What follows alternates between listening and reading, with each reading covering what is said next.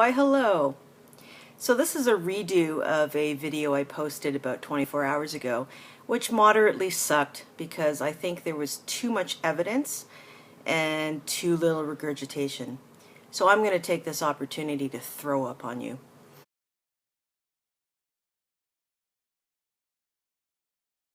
Now, since I've only had the misfortune of appearing in one viral video, I'm going to use that to show you a concept called trading up the chain.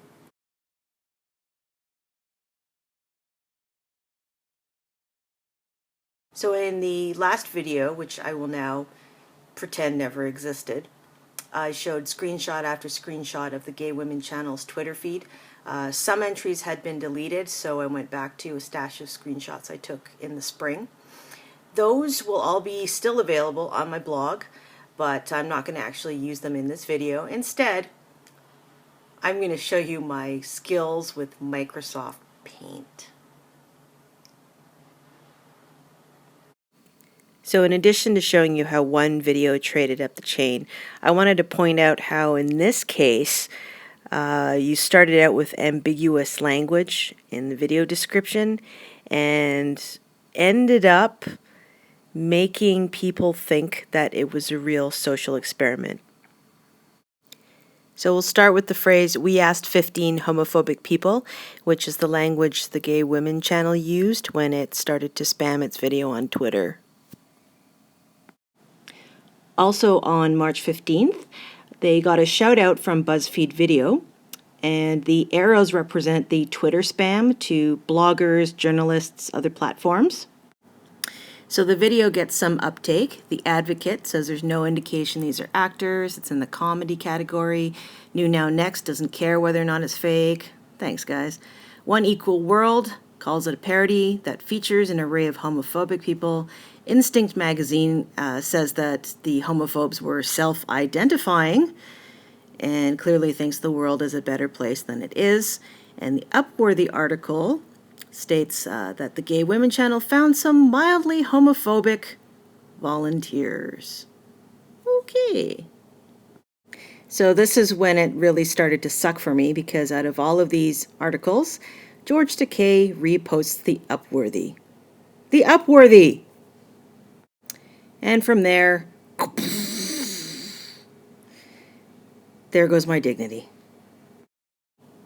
In all seriousness, what happens is celebrities and other outlets either repost George Takei's repost of Upworthy or the Upworthy article itself, and I think that becomes the dominant storyline as the video makes its way to millions and millions of viewers.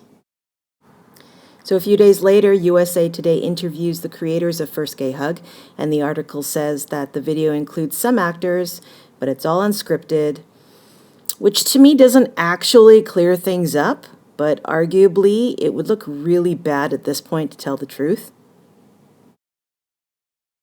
And because I'm too lazy to redo the entire diagram, I've included the MTV description and the Perez Hilton description, which is again all, homophobic, homophobes, blah, blah, blah.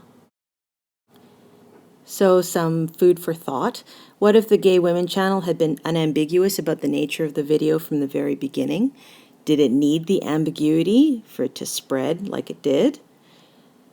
Number 2, if the Gay Women channel had tried to correct the record, would the descriptions have changed?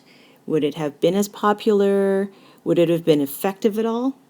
And number 3, what if the social media platforms didn't throw in their speculations as they reported on the video?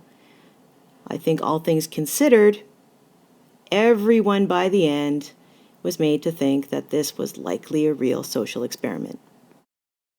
Oh, Internet. Sometimes you just suck.